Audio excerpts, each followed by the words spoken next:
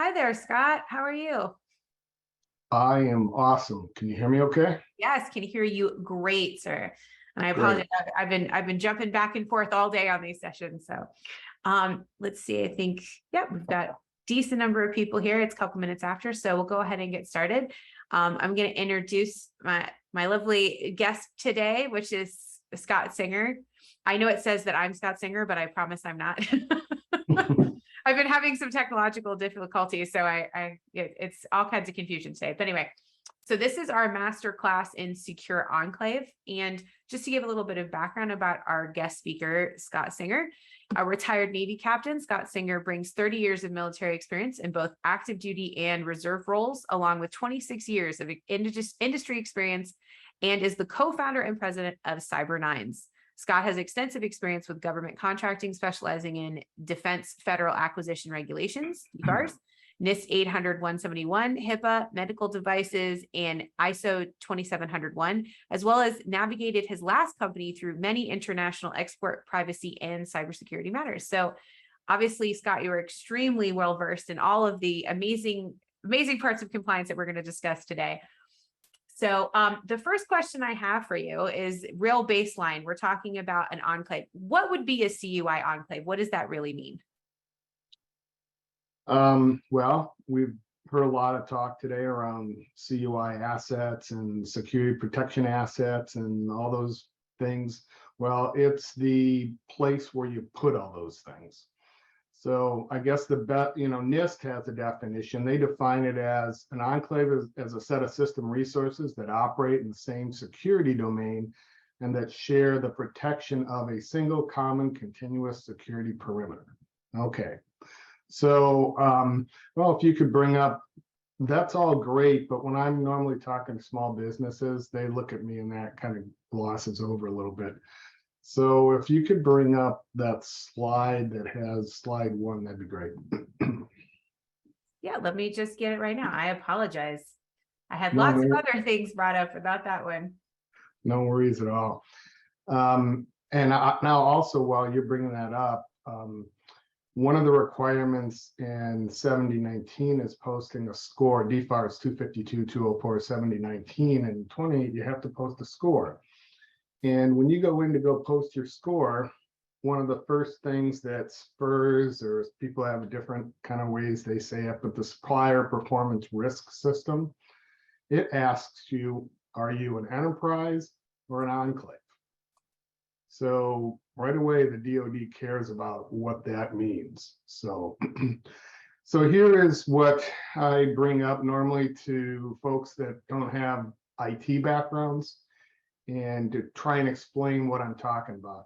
To the IT people, yeah, we kind of know what this is: network segmentation, VLANs. There's lots of different ways you can do it, but you're protecting and segmenting a certain portion of your network in a way that meets the requirements that you've set for it. In this case, we've got to meet NIST 800-171.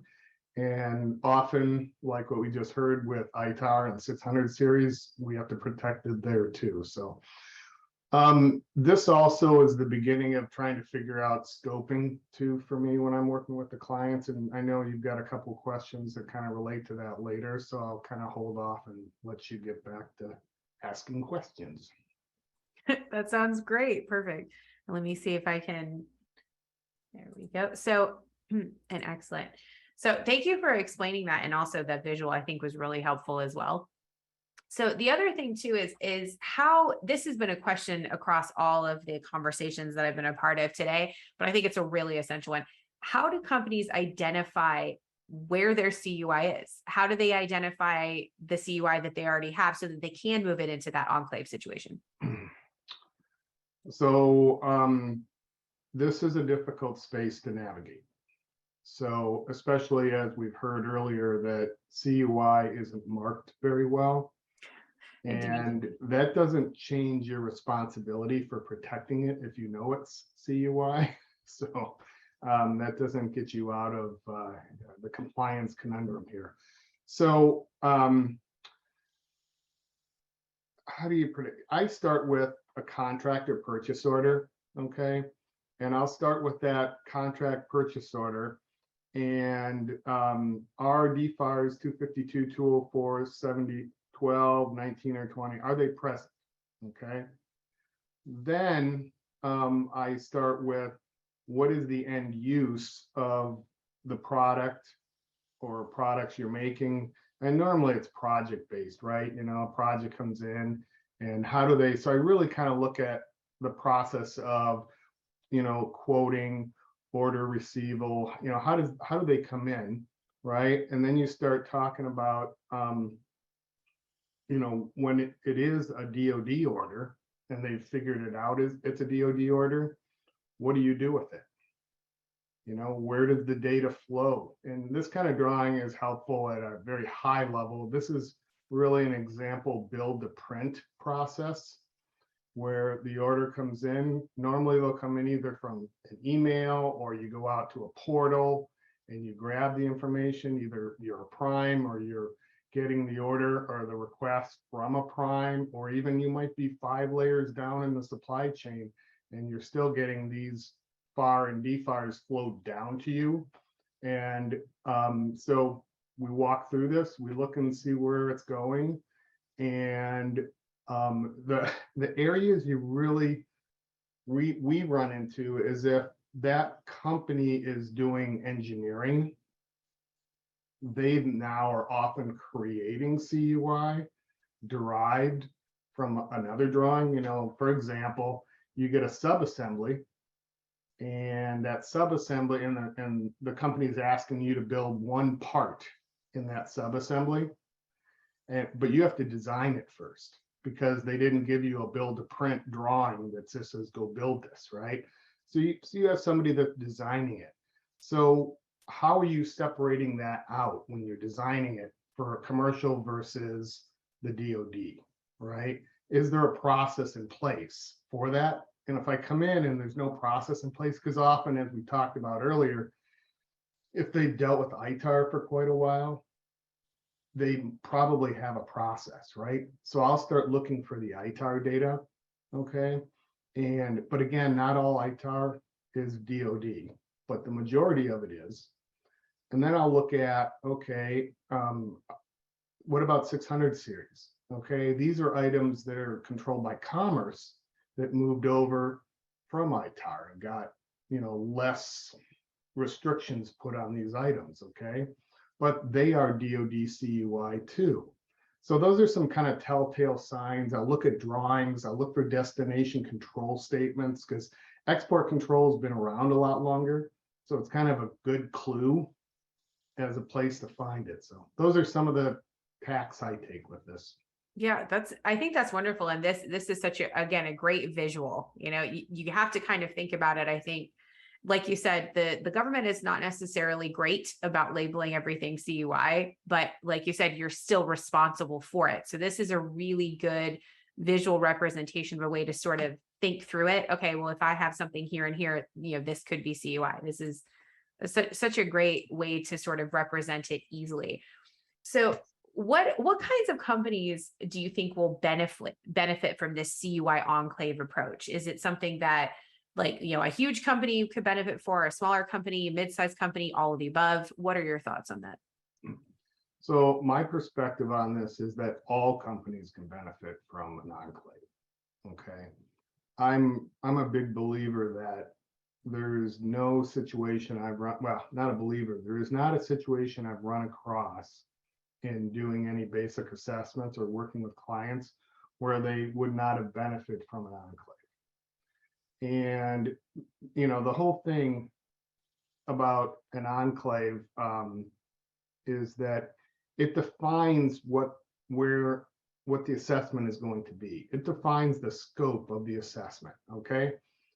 And, you know, back to the ITAR example, right? If all of a sudden there's ITAR, oh, our CUI stuff, we do that and put that stuff over here. Oh, ITAR, that's over there. I mean, that right away, we've got an issue, right? Because most of ITAR, again, is CUI. So the people like examples, for example, HR, finance, there are groups of people that don't need access to CUI, okay? And therefore, you can create an enclave and protect that at a higher level, more controls in place, more restrictions, more expensive hardware, you know, with the caveat, right, that some of the controls should go across the whole company regardless, right? If you're doing MFA, you should be doing MFA everywhere, as an example, right? Don't just do it in the Enclave because that's the place you have to do it. Right. And to piggyback on that, training would be another one that comes to mind, right? If I'm doing incident response training, it shouldn't just be with CUI, it should be with everything in the organization. That's an excellent point. And do you think too that what kind of benefits do you think that a company, since any company can most likely benefit from a CUI Enclave, what are some of the specific benefits when it comes to an assessment approach? Does it scale things down? Does it make things less expensive? Does the assessment take less time because of that? What are your thoughts when it comes to how it affects the assessment itself? Sure. One of the things I look at is, first of all, it can limit you're limiting the scope again of what is getting assessed, right? So depending on the situation, that should obviously speed up the actual assessment when you have a third-party assessor come in, or DIBCAC, for example. It's going to speed it up, okay?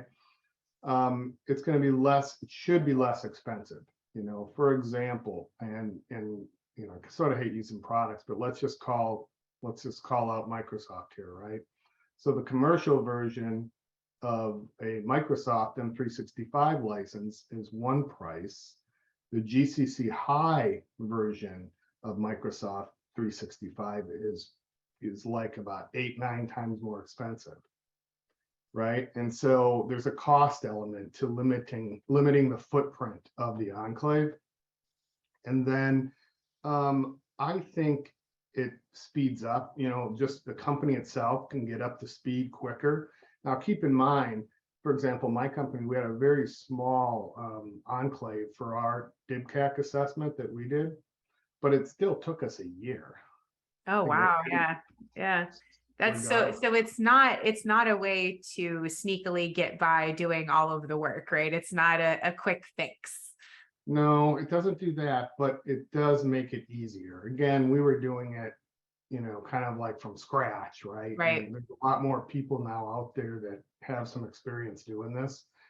If there's anything else, Well, yeah, no, I think that's excellent. And what kind of guidance or, expertise do you think would be really helpful for somebody who's thinking about, okay, well, I'm not sure if I should set up a CUI Enclave. I'm not sure if that's really the right way to go. Who could they talk to have those conversations and sort of scope that, or if they need help with that scoping? Sure, and some of this has been discussed already by others, but the CMMC, the Cyber AV has a marketplace now for individuals and companies that they've vetted. That's always a good place to start because those folks have signed agreements, ethics agreements, and they've been background checked, and the companies have been background checked. The kind of at the top of the pyramid, I think, and this is self-serving, so I'll put that out there right now, are C3PAOs. I personally sat and went through a DIBCAC assessment, right? So that gives me a perspective on what it takes to pass it, right? But that doesn't necessarily mean that there isn't an RPO, registered, I always screw this up, practitioner organization, that there isn't RPOs that can provide just as good or better service than a C3PAO. They don't have the same training, for example, as a provisional assessor. It tends to be a little bit more basic, but the company they work for is invested in the ecosystem. They're paying attention to what's going on, and they're trying to do well for their clients. If they're not part of any of those organizations, if they're not an RPO or a C3PAO, that also doesn't mean that they're not going to provide good guidance. But I would do a lot more due diligence on an organization that was not part of that ecosystem than one that was in the ecosystem. I think that's excellent advice. And that's actually something that I spoke with one of our other panelists about in an earlier conversation is what are the things to sort of look for and what are the things do you want to avoid when trying to find a consultant? So I'm glad you hit on that point too. The other thing, one of the other things I wanted to ask is if a company is using an Enclave, this has been a big question, you know, in and out for months now. Are the endpoints still in scope? Because the endpoint, I see you smiling because that is a question that I know that a lot of our audience is concerned with is how, you know, how are the endpoints in scope or not in scope? Can I make them so they're not in scope? Is that even possible? Do you think that using an Enclave means that your endpoints aren't in scope? So this came up as a big kind of conversation in the C3PAO community. We all talk with each other and try and have consistent ways that we approach things so that the industry is getting a consistent product from a consistent assessment plus consistent consulting advice, right? So that's another reason back to the previous comment. But yes, they are in scope. Okay, endpoints are in scope. However, there are different versions of what how in scope the endpoint is. Okay, I like that. How in scope. How in scope. Okay, because for those of you that aren't deep into this stuff like I am, there's these different categories of assets. There's contractor risk managed assets. There's security protection assets. There's CUI assets and specialized assets. Right. So many assets. I know it's crazy, but I didn't make it up. Although I was in the Navy a long time, so I'm good at TLAs, so 3-letter acronyms, right? But anyway, so depending on what it is, so for example, when DIBCAC hit me up for my assessment and I did my scope, the way I looked at it was I wanted to use 1099 assessors using their own laptops. Okay, right. They immediately balked at that. Okay, because really? they said I had to control those endpoints, and they were pointing to virtual machines in the sky. Okay. Right. And hang on, sorry. So they're pointing to these clouds, right? You know, virtual machines in the cloud. And I'm like going, well, you know, I can't cut and paste. I can't, you know, they can't cut paste. They're right. using, you know, a protocol that won't allow it. Why is this such a big deal? And in the end, it almost, I couldn't win the argument. Okay. And so what they're looking for is they're looking for the asset to be managed by the company. And an example of doing that would be, for example, using Azure Active Directory. It's a domain registered laptop, and you're pushing down, you know, we use Intune as a way to do it, push the policies and procedures down. Even if you use, for example, a tool like PreVeil to store CUI and transmit CUI, we still have to lock the desktop down with something. Okay. Precisely. That's something I'm glad you brought that up too, because I know it's that, you know, it's the transmitting and storing CUI that everybody focuses on, but it's the third word, processing CUI, that everybody sort of just, you know, kind of ignores and, you know, shoves under the rug. So it makes sense to me that you would that the endpoint would be in scope because the endpoint is processing the CUI. It may not even be transmitting it necessarily or storing it, but it's processing it in some way. So it falls under the scope of that whole umbrella. So I'm glad that you brought that up for sure. No, Noel, let me add one other thing. Please, yes. What they're kind of getting at here too is, you know, think about all the people that are at home, right? And they're at home, you know, working from home. And if you don't have a way that end-to-end encryption, and the minute you unbitlock your endpoint, right? You've exposed it to your local network at home. Correct. Or you've exposed it to the coffee shop if you're on the Wi-Fi, or the gosh, hotel. I hope not. You know, so but you're right. Hence we gotta lock it down. No, you're absolutely right. And I think that that's such a good point to make too, that if you're not doing those different things, I know for a lot of people who are listening right now are probably thinking, my gosh, this is so many different things that I have to do, and I have to keep this safe and that safe. And it does seem like a lot, but truly, to your point, all it takes is one person. Just one person not doing what they're supposed to be doing, or one contracting organization not doing what they're supposed to be doing. And somebody starts hopping around, they go to this contracting. Oh, this contractor doesn't have security. I'm going to get information from them to work, to the next spot. Oh, they work with this other company. I'm going to get to them now. And, so it really can be just that one little tiny company that you happen to manage could really be a significant issue and a security incident without you even realizing it. So it's definitely important.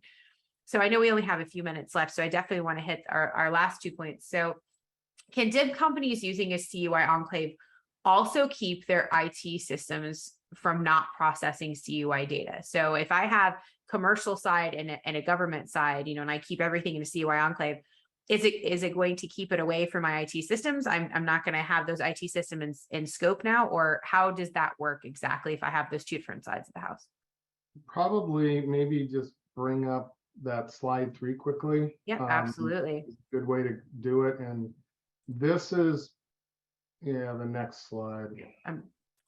There we go. It just wasn't clicking fast enough. So this is just kind of a generic slide. We start with companies, and it actually has Microsoft and PreVeil security protection assets in it.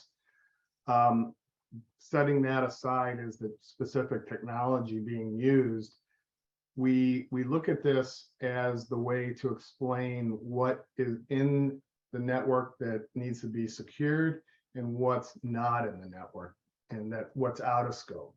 They can definitely be in the same company's overall network. It just has to be protected correctly, firewalled off. So you can see my little brick firewalls there. So that's kind of what's going on there. And I often talk to people about, I guess the CUI enclave as being like a check valve, because a lot of these companies are manufacturing companies, and so they kind of get the idea of a check valve. It can only go one way, right? So the information can, get out of the assessment scope, the enclave, but nothing can get in unless it's been authorized to get in, right? It has to be an authorized device, user, or process to be able to access the enclave. I think that's such a really key word, the authorization part of it. If you're an authorized device, an authorized person, authorized process, then you can get in. Otherwise, it's not going to happen. Yeah, that's a really good way of explaining it. That's very simple, and that diagram is fantastic for that. So with the last couple of minutes that we have left, I wanted to ask you, should a DIB company be waiting for rulemaking to get started? This is a question I've asked pretty much everybody today. For all of those people who might be listening right now who are saying, okay, well, yeah, I see that voluntary assessments are happening. I get that. I'm not ready to do that yet. Or, maybe I don't have the resources financially right now to sort of take on the behemoth that can be a compliance program. What would you say to those DIB companies that are waiting right now and sort of, just to wait and see? What would you say to them? So the obvious answer is they need to get started now. Even if it's 3 years from now before, and I'm not saying that's what's happening here, but if it's 3 years from now before you actually get a contract with the CMMC flow down in it, okay, the minute that comes in, you have had to have been third-party assessed and ready to go and accept that contract, right? So we don't know when, as a company, how do you know when that's going to happen, right? And right, exactly. Yeah. As Stacy said, it's going to be a rollout, right? And so and they're going to do it award by award with a prime. And if you're down the supply chain, right, and you want to be part of the one award that started the process, right, then you've got to be ready when they release the rule. And realistically, again, this is my editorial, right? Things aren't going to show up realistically in contracts till October 1, 2023, assuming this rule comes out this summer or next summer, right? So that to me is really, if I'm a company, that's the date I want to be ready for, is that October 21, 2023 date. I want to be ready before that date. Right. So that if I do get on one of these, awards in the beginning, I can accept and start making the widget for DoD, right? Right. And resources are going to get tight, right? We've already heard, a lot of the C3PAOs are getting booked, and Absolutely. we've seen an uptick quite a bit in people reaching out to us. And it's, as we get closer, it's just going to get worse and worse. So absolutely. And I'm really glad that you brought up the flow down too. So, I think that for some of these smaller companies who might be subcontractors making a widget that goes into a widget that goes into a widget, it's like, well, this isn't going to be a big deal for me. I'm not a prime, I'm a sub. My prime has to worry about that. What would you say to those companies who are like, well, my prime's going to worry about that? The primes don't have the staffs to do this for you. They're going to point you to people like us to help get their supply chain compliant. And we already have primes doing that today. It depends a bit on how the award process gets rolled out. And when that new award process comes out, are they going to, as part of the bid, say, okay, tell me your whole supply chain so I know what it is now, so that I know everybody's compliant, that you're picking to build this joint strike fighter, right? So I don't know if I answered your question exactly, but anyway. No, I think it was great. I think when you were saying that, if you can't assume that your prime is just going to like give you the resources to get this done. That's such a great point. And I also think it's important to remember that there is a flow down, right? So if somebody has a prime contract, if you don't have a direct contract with the government and you're thinking, well, this doesn't apply to me, but if your prime does, then that flow down is going to apply to you, right?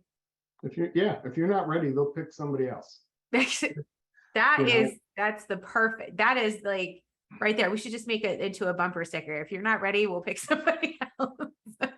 But Scott, I know right to the end of our time, but I thank you so much. This has been really enlightening. And I think this is really great information, especially for our audience out there who maybe were not really sure about a CUI enclave and whether or not it would be beneficial to them. It's been fantastic information. I just want to say on behalf of PreVeil and all of us here, thank you so much for taking the time today to chat with us and to answer all these questions so completely. Really appreciate your time. Of course. Well, thank you so much, Scott, and have a great day. You too, Noel. See you later. Bye now.